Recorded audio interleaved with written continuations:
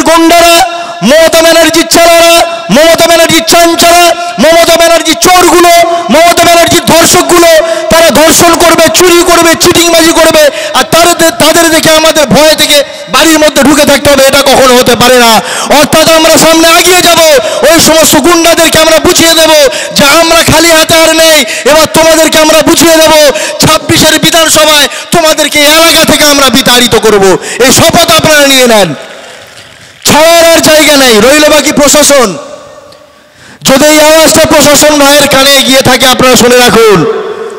অনুব্রত মণ্ডল আইসিকে যে ভাষায় কথা বলেছে, আমার মনে হয় না আপনারা তৃণমূলের চাটুকারিতে করুন, তৃণমূলের চামচাগিরি করুন, তৃণমূলের চটিটা চাটুন, আপনাদের এই জিনিসটা মানায় না। কারণ আপনারা আমাদের সম্পদ, অনুব্রতর বাবাকেলি সম্পদ নন। আপনারা এই রাজ্যের সম্পদ, মমতা ব্যানার্জির বাবাকেলি সম্পদ আপনারা নন। আপনাদেরকে মাইনে দেওয়া হয় আমাদের ট্যাক্সের টাকায়, মমতা ব্যানার্জির বাবার সম্পত্তি থেকে দেওয়া হয় না। অর্থাৎ আপনার স্ত্রীকে নিয়ে, আপনার মাকে নিয়ে, আপনাদের বোনকে নিয়ে যে সমস্ত সমাজ বিরোধীরা, সন্ত্রাসীরা অকথ্য ভাষায় কথা বলছে, তাদেরকে আপনারা জবাব দিন। আর যদি জবাব না দিতে পারেন তাহলে আমাদের পিছনে আসুন, জবাবটা আপনাদের হয়ে আমরা দিয়ে দেবো, ইন্ডিয়ান সেকুলার ফ্রন্ট দিয়ে দেবে। আসুন, ন্যায়ের পক্ষে দাঁড়ান। কি চাকরি করছেন? 50,000, 60,000 টাকা আপনি চাকরি করছেন। আপনাদের মা বোনদেরকে, স্ত্রীদেরকে বিকিয়ে দিয়ে এই টাকা রোজগার করছেন। আপনাদের খারাপ লাগে না? সোশ্যাল মিডিয়ায় কিভাবে একটা অডিও বাজলো, কিভাবে অডিওটা ভাইরাল হলো যে অনুব্রত মণ্ডল একটা আইসিকে কিভাবে কথা বলতে পারে। শুধু তাই নয়, রাজীব কুমারকে বলছে যে তুমি কি ওই আইসিকে সরাবে না? আমি যদি ঢুকে ওকে চুলের মুঠি ধরে মেরে মেরে ওকে বের করব। ভাবতে পারেন? এ রাজ্যে গণতন্ত্র চলছে, এ রাজ্যে সংবিধান চলছে, কিচ্ছু চলছে না। এখানে শুধু চলছে মমতা ব্যানার্জির সিন্ডিকেট চলছে, এখানে মমতা ব্যানার্জির সন্ত্রাস চলছে, আর অন্য কিছু নয়। আর আপনারা যদি হাত গুটিয়ে বসে থাকেন, যদি মনে করেন পুলিশ আমাকে অ্যারেস্ট করে নেবে, যদি মনে করেন তৃণমূলের গুন্ডারা আমাদেরকে মেরে দেবেন, তাহলে নওশাদ সিদ্দিকীর দিকে আপনারা তাকিয়ে দেখুন। নওশাদ সিদ্দিকী আমার আপনার জন্য 42 দিন জেল কেটে নিয়েছে। তাহলে নওশাদ সিদ্দিকীর মতো ছেলে যদি 42 দিন জেল কাটতে পারে, তাহলে আমরা কি হয়েছি? আমরা 42 দিনের জায়গায় 84 দিন জেল কাটতে আমরা রাজি আছি। এই টার্গেট আপনারা নেন, তবে এই সমস্ত সমাজ বিরোধীদেরকে আমরা সমাজ থেকে উৎখাত করতে পারবো। আর পুলিশের কত দম আছে আমরা জানি, পুলিশের কত দম আছে আমরা জানি। একবার ঘুরিয়ে ধরুন না, বুঝতে পারবেন। একবার ঘুরে দাঁড়ান, প্রত্যেকটা জায়গায় আপনারা দেখবেন যখন মারপিটটা হয় না, বোম মারামারিটা যখন হয় না, পুলিশ স্পটে সেই সময় আসে না। কখন আসে জানেন? বোম মারা বন্ধ হয়ে যাবে, 2-4টে লাশ পড়ে যাবে, তখন হই হই করে আসবে, সরো সরো সরো, ওকে অ্যারেস্ট করো, তাকে অ্যারেস্ট কর। ফিল্ডে ওনারা আসবে না। অর্থাৎ ওদের দম কত আমাদের জানা হয়ে গেছে। ওনাদের মেরুদণ্ড মমতা ব্যানার্জির চটির কাছে বিক্রি করে দিয়েছে। ওদের মেরুদণ্ড আর সোজা নাই, হয়তো 2-4টে আছে, কিছু ইচ্ছা হয় মেরুদণ্ড সোজা করে কিছু বলি, কিন্তু বলতে পারো না। সেই জন্য এ রাজ্যটা আমাদের মমতা ব্যানার্জির বাবাকেলির রাজ্য নয়, এ দেশটা আমাদের নরেন্দ্র মোদীর বাবাকেলির দেশ নয়। এ রাজ্যটা আমাদেরকে বাঁচাতে হবে, এই দেশটাকে আমাদের বাঁচাতে হবে। ওরা যেমন তেমন যাই খুশি মনমানি করতে পারে না। কখনো বলবে ওয়াকফ আইন এখান থেকে তুলে দিতে হবে, নতুন করে আইন করতে হবে, কখনো বলবে এনআরসি করতে হবে। আর তার সঙ্গে সঙ্গে আমাদের দিদিমণি, আমাদের ঘন্টা দিদিমণি কি বলে যে আমি এই পশ্চিমবাংলায় ওয়াকফের আইন লাগু হতে দেব না। তুমি কে হে ভাই? তুমি কে? রাজ্যে সিএম তো, 5 বছরের জন্য সিএম তো, তোমার এত বলিয়া ওড়ানো কেন? মানুষ ভোট দিলে তুমি তবে মুখ্যমন্ত্রী হতে পারবে, তবে সিএম হতে পারবে। একটা খেটে খাওয়া শ্রমজীবী মানুষ যদি তোমাকে ভোট দেয়, তবে তুমি ওই চেয়ারটায় বসতে পারবে। আর তুমি বলছো এ রাজ্যে আমি ওয়াকফের আইন লাগু হতে দেব না। মানে নাটকের আর শেষ নেই। মমতা ব্যানার্জি কে? আইন আটকানোর ওর বাপের ক্ষমতা আছে। যদি সুপ্রিম কোর্ট থেকে ওইটা আইন হয়ে বেরিয়ে আসে, এখন তো স্টে হয়ে আছে, যদি আইনটা বেরিয়ে আসে, মমতা ব্যানার্জির বাপের ক্ষমতা আছে ওই আইনটাকে আটকে দেবে। আর আমরা মুসলমানেরা কি করছো? দিদিমণি জিন্দাবাদ, দিদিমণি জিন্দাবাদ, দিদি হ্যাঁ তো মুমকিন হ্যাঁ। হ্যাঁ, দিদি है तो मुमकिन है, ওয়াকফ লাগু হবে এটা মুমকিন है, এনআরসি লাগু হবে এটা মুমকিন है, দিদি है तो मुमकिन है। বিজেপিরা বলে না মোদি है तो मुमकिन है, মোদি है तो मुमकिन है, বহেলগাঁয়ে 26 জন শেষ, পাকিস্তান থেকে জঙ্গি ঢুকলো, মারলো, বেরিয়ে গেল। মোদি है तो मुमकिन है, অর্থাৎ মমতা ব্যানার্জি है तो मुमकिन है এর রাজ্যটা শেষ হয়ে যাওয়ার জন্য। মমতা ব্যানার্জি है तो मुमकिन है 26,000 চাকরি চলে গেল। মমতা ব্যানার্জি है तो मुमकिन है রাজ্যে রাজ্যে জেলায় জেলায় ধর্ষণ চলছে, এটাই হচ্ছে মমতা ব্যানার্জি है तो मुमकिन है। এটা আপনাদের ভাবতে হবে, খালি হই হই হই হই করে কোনো লাভ হবে না। যখন নিজের পিঠে পড়বে, তৃণমূল কংগ্রেসের যে কটা আছে না, ওরা বুঝতে পারবে, আর কিছুদিন দেরি করুন, এদের পাছায় যখন লাঠিটা পড়বে তখন এরা রি রি করে যখন জ্বালা করবে তখন বুঝতে পারবে যে কার সঙ্গে দল করছি। অর্থাৎ আপনাদের ভয় পাওয়ার কিছু নেই, কেন এ দেশ এমনি এমনি স্বাধীন হয়নি, এই দেশটা এমনি এমনি স্বাধীন হয়নি, অনেক রক্ত দিতে হয়েছে, অনেককে শহীদ হতে হয়েছে, তারপরে এই দেশটা ইংরেজদের হাত থেকে মুক্তি করা হয়েছিল।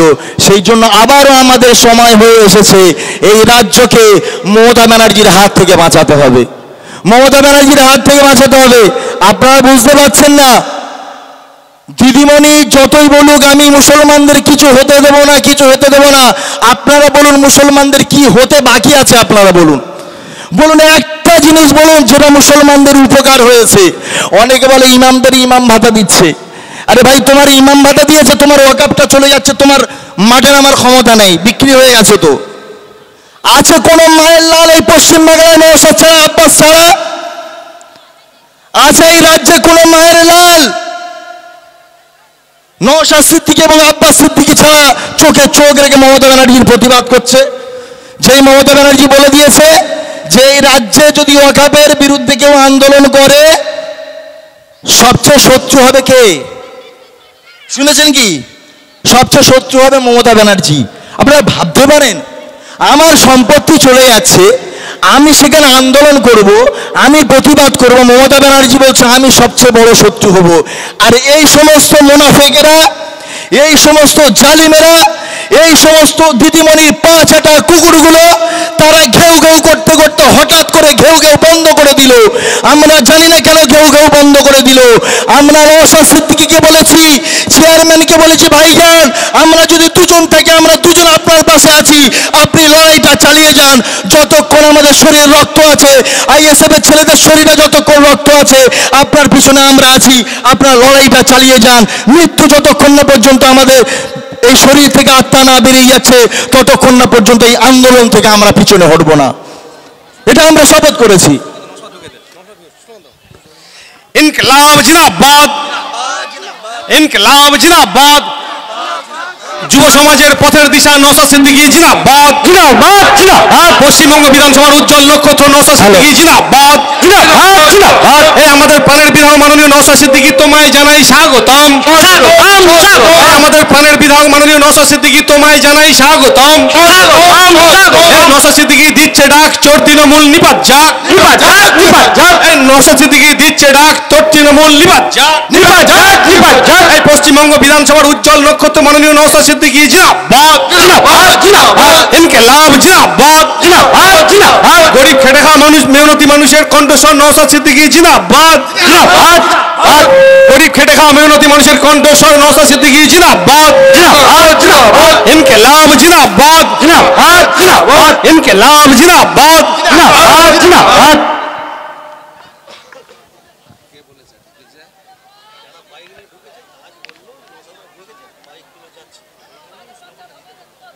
দাও কিন্তু এত তাড়াতাড়ি ঢোকার কথা না। তো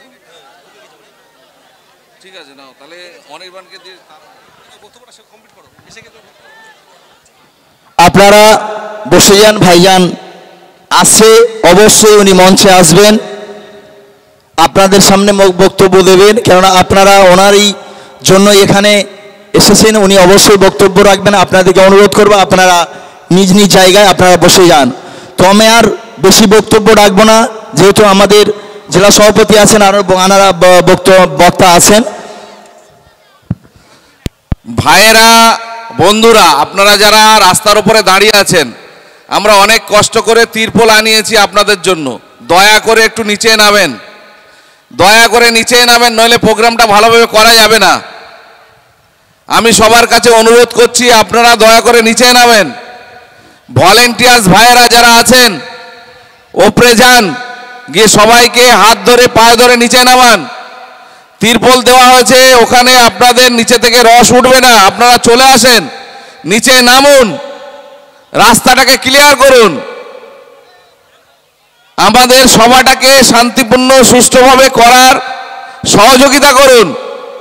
আমি সবাইকে অনুরোধ করছি নিচে নামুন।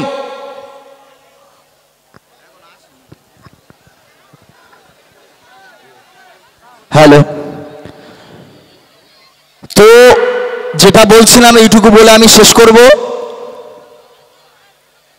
আমাদের জেলা সভাপতি রাস্তায় যে সমস্ত ভাইয়েরা আছেন আপনাদেরকে রিকোয়েস্ট করলো আপনারা রাস্তা থেকে নিচে আসুন, কেন আপনাদেরই প্রচেষ্টায় আপনারা দীর্ঘদিন ধরে মেহনত করে এই জায়গাটা তৈরি করেছেন। এখানে অনেকটা পানি ছিল, আপনারা নিজেরাই এগুলোকে পরিষ্কার করেছেন, অর্থাৎ এই সভাটা সম্পূর্ণ করার দায়িত্ব এবার আপনাদেরকে নিতে হবে। সেই জন্য আপনারা আস্তে আস্তে নিচের দিকে চলে আসুন।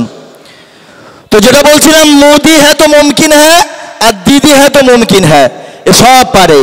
সেই জন্য আপনারা যদি এখন থেকে সচেতন না হন, যদি অন্ধের মতো কানার মতো যদি দিদিমণির উপরে ভরসা করে যদি থাকেন, 26-এ ঘুম থেকে উঠে দেখবেন গণনার পরে সব শেষ হয়ে গেছে, সব বিজেপির হাতে বিক্রি করে দিয়েছে। তখন আব্বাস সিদ্দিকীও আপনাদের কিছু করতে পারবে না, আর নওশাদ সিদ্দিকীও কিছু করতে পারবে না, আর আমরাও এই মঞ্চ করারও সুযোগ পাবো না আপনাদেরকে কিছু বলার। এই সুযোগটা মমতা ব্যানার্জি আর দেবে না। কারণ ফেরাউন যখন শক্তিশালী হয়ে গিয়েছিল, গিয়ে যখন নিজেকে খোদাই দাবি করে দিয়েছিল, কখন? যখন ওর মেয়াদ অনেক দিন হয়ে গেছিল, বহু বছর হয়ে গিয়েছিল, তখন নিজেকে খোদাই দাবি করে দিয়েছিল। এখন মমতা ব্যানার্জি সেই 11 থেকে ক্ষমতায় থেকে এমন একটা পরিস্থিতি হয়ে গেছে, ও এখন মোটামুটি হাঙর মতো হয়ে গেছে, রাক্ষসী টাইপের হয়ে গেছে, যাকে পাবে তাকে খাবে। আর 26টা যদি হাতে তুলে দেন না, আপনাদেরকে অন ক্যামেরায় বলে যাচ্ছি, রেকর্ডিং হচ্ছে, এটা আপনারা 26-এর পরে শুনে নেবেন। আপনারা যদি সঠিকভাবে বাঁচতে পারেন, তারপরে এলাকায় যখন আমরা ঢুকবো আমাদের বলবেন যে আপনারা ভুল বলে গিয়েছিলেন। মমতা ব্যানার্জি আর শান্তিতে থাকতে দেবে না। কারণ মমতা ব্যানার্জি 26,000 চাকরি চুরি করলো, মমতা ব্যানার্জির নেতৃত্বে বকটুয়ে অতগুলো মানুষকে পুড়িয়ে মারলো, জায়গায় জায়গায় ধর্ষণ হচ্ছে, খুন হচ্ছে, লুট হচ্ছে, দুর্নীতি হচ্ছে, চুরি হচ্ছে, সব হচ্ছে। তারপরেও যদি মমতা ব্যানার্জির দল জিতে যায়, তাহলে তারা সে কি মনে করবে যে যত বেশি চুরি করব তত বেশি ভোট পাবো, যত বেশি ধর্ষণ করব তত বেশি ভোট পাবো, যত বেশি লুটপাট করব তত বেশি ভোট পাবো। তাহলে আপনাদেরকে ডিসাইড করতে হবে যে আপনারা আগামী দিনে কাকে এই পশ্চিমবাংলার মসনদে বসাবে। আপনাদেরকে এবার ভাববার সময় হয়ে এসেছে। সেই জন্য আর নয়, ভোটটা এবার কানার মতো দেবেন না। 500 টাকা 1000 টাকার বিনিময়ে আপনার ভোটটা আপনি এমন একটা জায়গায় ফেলে দিচ্ছেন, আপনার ছেলেদের ভবিষ্যৎটা শেষ হয়ে যাচ্ছে। মা বোনেদেরকে বলবো, আপনাকে 1000 টাকা লক্ষ্মীর ভান্ডার দিচ্ছে, কিন্তু আপনার ছেলে মূর্খ তৈরি হয়ে যাচ্ছে, সে আর ভবিষ্যতে 1000 টাকা রোজগার করতে পারবে না। সেই জন্য আপনাদেরকে বলবো, আপনারা সচেতন হন, জাগুন, এলাকায় জাগান, মা বোনেদেরকে জাগান যে আমাদের লক্ষ্মীর ভান্ডার চাই না, আমরা চাই আমাদের ছেলেরা সুশিক্ষিত হোক, তারা আগামী দিনে উকিল হোক, তারা আগামী দিনে পুলিশ অফিসার হোক, তারা আগামী দিনে জজ হোক, উকিল হোক, এইগুলো হোক তারা। তাহলে আপনাদের যদি মনে হয় যে আমি চাষি, আমার ছেলেটাও চাষি হোক, তাহলে আর কিছু করার নেই। কেউ যখন ইচ্ছাকৃতভাবে আগুনে পা দেবে, আমরা টেনে তাকে তুলতে পারবো না, কেন সে নিয়ত করেছে আগুনে পা দেবে।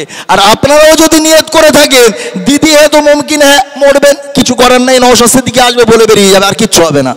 সেই জন্য আপনাদেরকে বলবো, আপনারা সচেতন হন। নওশাদ ভাই আসছেন, কাছাকাছি এসে গেছেন।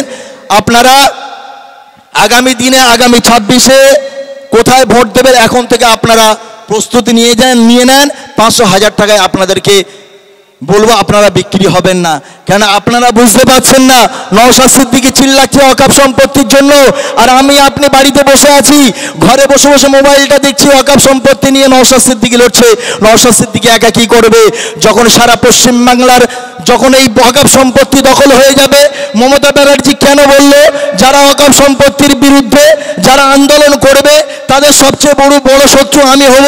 এটার বলার কারণ কি আপনাদেরকে জানতে হবে। কারণ এই রাজ্যে যত ওয়াকফ সম্পত্তি আছে, বেশিরভাগ ওয়াকফ সম্পত্তিটা মমতা ব্যানার্জির দাদা ভাইয়েরা আছে, মমতা ব্যানার্জির চেলারা আছে, মমতা ব্যানার্জির গুন্ডারা আছে, মমতা ব্যানার্জির ভাইপোর ঘরগুলো আছে ওই ওয়াকফ সম্পত্তিতে, উনি বুঝে গেছে যদি আন্দোলনটা তীব্র আকার ধারণ করে আর যদি সত্যি সত্যি ওয়াকফের ওই আইনটা যদি বাতিল হয়ে যায়, আমাকে তো এরপরে সঙ্গে সঙ্গে ওয়াকফ সম্পত্তি নেওয়ার জন্য ওয়াকফ বোর্ড তো চলে আসবে, তখন কি উত্তর দেব? এই জন্য বিজেপির সঙ্গে কন্ট্যাক্ট করে বিজেপি বলেছে মমতা ব্যানার্জি, मोदी बोले दिले ममता मंगल में क्या हो रहा है, मंगल में क्या हो रहा है, ओ मुसलमान प्रोटेस्ट कर रहा है। মমতা ব্যানার্জি তখন বলছে দাদা আমি আছি তো, দাদা আমি আছি তো, আপনি ভাবছেন কেন আমি দিচ্ছি ডোজ, দিল একটা ডোজ, যে সবচেয়ে বড় সত্য আমি হব।